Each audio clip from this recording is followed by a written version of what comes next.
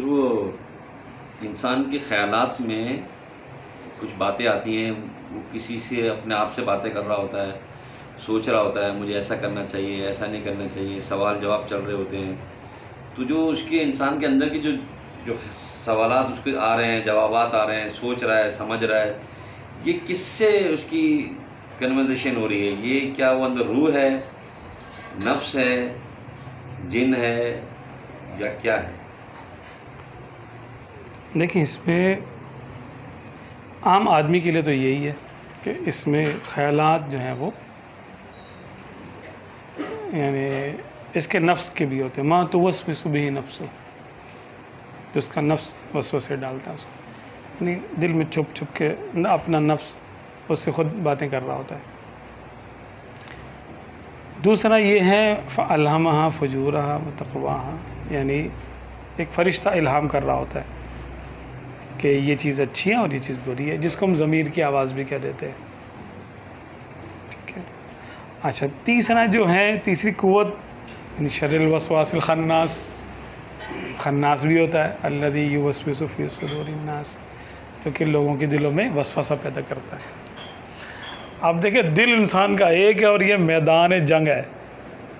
نفس اپنی بات کر رہا ہے، شیطان اپنی بات کر رہا ہے، اچھا فرشتہ اپنے الہام کر رہا ہے. ٹھیک ہے. تو عام آدمی کے لیے تو یہ تین باتیں پیش آتی ہیں.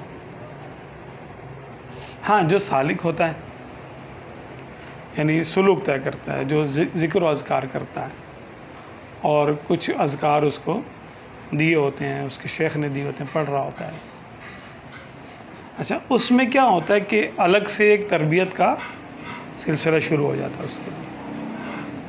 اگر وہ تصور شیخ کرتا ہے تو باقاعدہ شیخ کی طرف سے روحانیت کا ایک سلسلہ، جیسے الہام ہو رہا تھا نا فرشتے کی طرف سے، تو روحانی الہام بھی ہوتا ہے اور شیطانی الہام بھی ہوتا ہے. الہام کی دو اقسام ہیں نا، شیطانی الہام کو وسوسہ کہتے ہیں اور روحانی الہام کو الہام روحانی رحمانی الہام کہتے ہیں اس کو. تو جیسے فرشتہ اس کو بتا رہا ہوتا ہے اللہ کے حکم سے، اس کے دل میں نئے خیالات پیدا کر رہا ہوتا ہے. اسی کی طرح شیخ کی صورت جو ہے، اس صورت میں سلسلے کا فیض اس کے قلب پر فائز ہو رہا ہوتا ہے، اس کے قلب میں آ رہا ہوتا ہے. اچھا، پھر وہ باتیں سوچ رہا ہوتا ہے جو عام زندگی میں نہیں سوچتا. وہ سوالات خود ہی پیدا ہوتے ہیں اور خود ہی ان کے جوابات ملنا شروع ہو جاتے ہیں. یعنی وہ روحانی پہیلیاں ہوتی ہیں، جو روحانی پہیلی خود ہی ذہن میں سوال پیدا ہوگا اور پھر خود جب یہ غور کرے گا تو تھوڑی دیر میں اس کو خود ہی جواب بھی مل جائے گا. یہ تربیت کا حصہ ہوتا ہے. سالکین کی تربیت ایسی کی جاتی ہے. ایک طریقہ یہ بھی ہے سالکین کی تربیت کا. تو جس کو یہ چیز حاصل ہو جائے، سمجھ لے کہ اس کی تربیت کا سلسلہ شروع ہو گیا. اس میں فرق کیسے لگے گا کہ یہ شیطانی ہے یا؟ ہاں، فرق اب کیسا ہوگا؟ فرق ہم اپنے معاملات کو شریعت پر پیش کریں گے سبحان. کہ شرعی معاملات میں کیونکہ ہمارے لیے کسوٹی جو ہے وہ شریعت ہے. شریعت کیا ہے؟ آپ صلی اللہ علیہ وسلم کے اقوال، آپ صلی اللہ علیہ وسلم کی تعلیمات، شریعت وہ ہے. تو جو چیز آپ صلی اللہ علیہ وسلم کے اقوال سے میچ کر رہی ہوگی، ہم اس کو قبول کر لیں گے. ہم سمجھ جائیں گے کہ یہ روحانی طور پہ فرشتہ یا سلسلے کا فیض یہاں سے خیالات پیدا ہو رہے ہیں. اور اگر وہ اس سے ٹکرائے گی تو ہم سمجھ لیں کہ یہ وسوسہ ہے. وسوسہ اب شیطان کی طرف سے بھی ہو سکتا ہے اور نفس کی طرف سے بھی ہو سکتا ہے.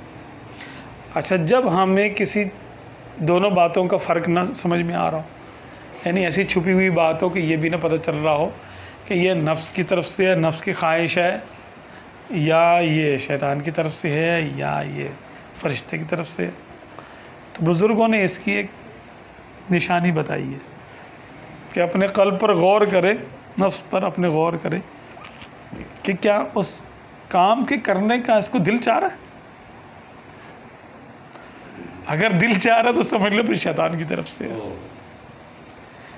ہے نا. وما ابرئ نفسی ان النفس لامارۃ بالسوء، کہ نفس تو برائی کا بہت زیادہ حکم دینے والا ہے. تو یہ سمجھ لیں کہ جو بار بار تقاضا ہو رہا ہے نا جب جس کام کے کرنے کا، اگرچہ ہمیں اس کا اچھا یا برا ہونا اپنے علم کے مطابق سمجھ میں نہیں آ رہا کہ یہ اچھا ہے یا برا ہے، بات واضح نہیں ہو رہی، تو اب دیکھیں کہ کیا اس بات کے کرنے کی خواہش پیدا ہو رہی ہے.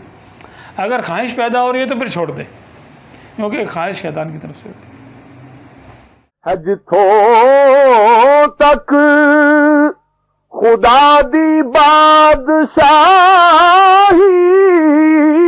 ہے، جتھوں تک خدا دی بادشاہی